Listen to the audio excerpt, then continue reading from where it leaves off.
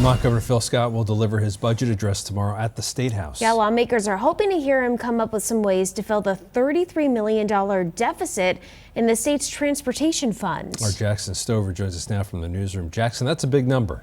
Yeah, without a doubt. Lawmakers we spoke with suggest statewide revenues are underperforming, at least those that contribute to Vermont's transportation fund, a fund the state desperately needs. What we are left with as a state is a $33 million hole in our transportation fund. $33 million that could have been used for paving roads, building bridges, and emergency repairs in Vermont's flood-prone communities is instead looming as a budget deficit. That's a big number. The largest shortfall Senator Pat Brennan has seen in the transportation fund in his over 2 decades at the State House. The numbers show transportation fund revenues are stagnant and haven't been keeping up with inflation. He says that number could rise in the coming years if the state doesn't find a way to make up those dollars. It is definitely a trend.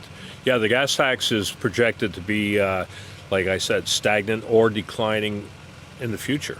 I see no uptick in gasoline tax given the invent of EVs and the fuel efficiency of vehicles. So what does this mean for Vermont's roads? Well, the Agency of Transportation crunched the numbers and projected the next 10 years. In fiscal year 2026, Vermont budgeted $103 million for paving projects. Now, if the state continues to spend the same amount of money on paving, road conditions will deteriorate each year. By 2035, about 50% of Vermont pavement could be in very poor condition. Bottom line, these numbers are not sustainable. We can't afford not to have good infrastructure in this state that Vermonters can rely on. The state needs more money in the transportation fund. Lawmakers hope Governor Phil Scott comes up with some ideas to fill the gap in his annual budget address. So I was shocked that we didn't talk about it in the State of the State. So I'm hyper focused on him bringing it up. I want to see him bring it up in the state of the budget. Scott's address begins at 1 p.m. on Tuesday.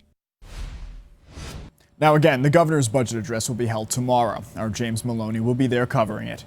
Budget testimony will begin Wednesday morning. In the newsroom, I'm Jackson Stover, NBC5 News.